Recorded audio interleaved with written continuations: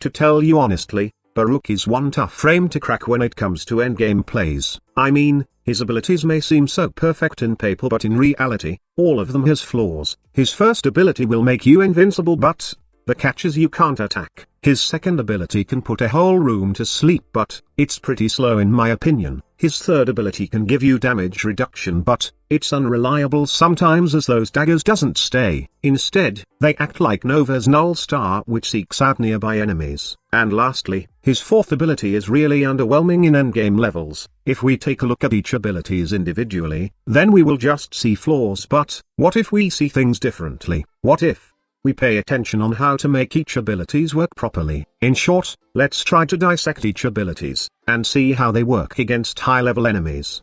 So, right after a series of tests, here's what I found out. His first ability doesn't really play well with his overall kit. The invincibility may seem tempting, but when you rely on this ability alone, then probably you will be as slow as a snail. It's because you really can't do anything other than cast your other abilities. Just think of this: would you use this ability and then cast your lull to put enemies to sleep, or disarm all of them with your desolate hands first, and wait until the whole room is safe to attack? I guess not. That would take some time, and in endgame levels like long survival runs, kills per seconds are really crucial. The only thing I find this ability useful is eroding this frame's restraint, as based on experience, it is much faster to use this ability when it comes to eroding BARUUK'S restraint, compared to lull and desolate hands.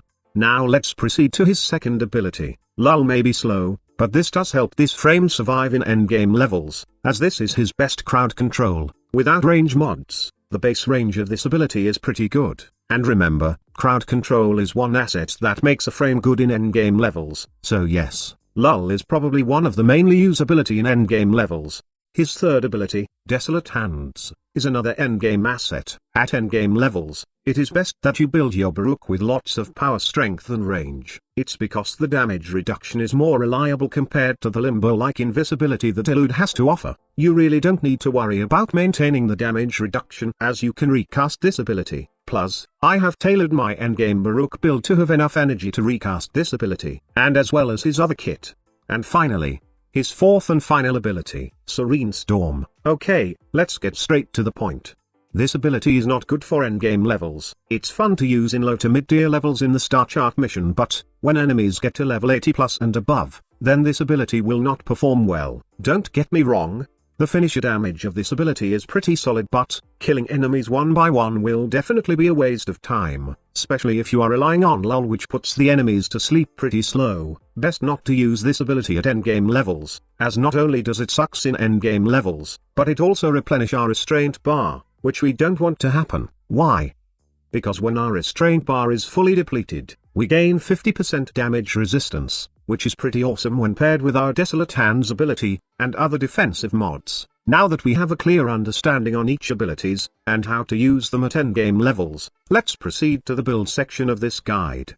So this is my endgame build for BARUUK right now. Quick Thinking, Primed Flow and Hunter Adrenaline will be one source of our survivability. With BARUUK'S high energy pool, we can make good use of Quick Thinking. Plus, don't forget that we have damage reduction coming from our Desolate Hands, and as well as the 50% damage resistance from our fully depleted restraint passive. And, to even buff it up, we added the adaptation mod. Now, Primed Continuity is for our lull ability, as we often use it for crowd control purposes. Transient Fortitude, and as well as these umbral mods are here to give us more power strength, so that we can have more daggers on our Desolate Hands. I did not add any efficiency mods, as that could be taken care of by Hunter Adrenaline. Plus, we don't usually depend on Elude on this one. In addition, there's no range mods for lull, as you can see. But don't worry, as 25 meters are pretty enough. So basically, this build is more towards survivability and crowd control, which are the strong points of this frame in my opinion. BARUUK is really not a damage dealer. Instead, he is a pacifier, a frame that makes sure that the room is safe first, before thinking how to kill the enemies. In short, he is more of a supportive crowd control frame, that can also be modded like a tank. Now, do I consider BARUUK top tier? Honestly, no, but he can hold his own against high-level enemies. BARUUK don't have that one ability that you can say straightforward, that he is an endgame frame. Instead, you need to make his abilities work together to make him endgame viable, which in my opinion, is really fun to do. When playing this frame, you will be tasked of pressing the right key at the right time, instead of a press 4 to win style of gameplay. If you like that, then try BARUUK and try out this build. So that's it. I hope that you find this video informative. Like always, please give this video a like if you enjoyed it, and subscribe for more Warframe content. Also, you can join the squad on our Discord server, and follow me on Twitter if you want. Links are posted on the video description below. Thank you so much for watching. Squad leader signing off.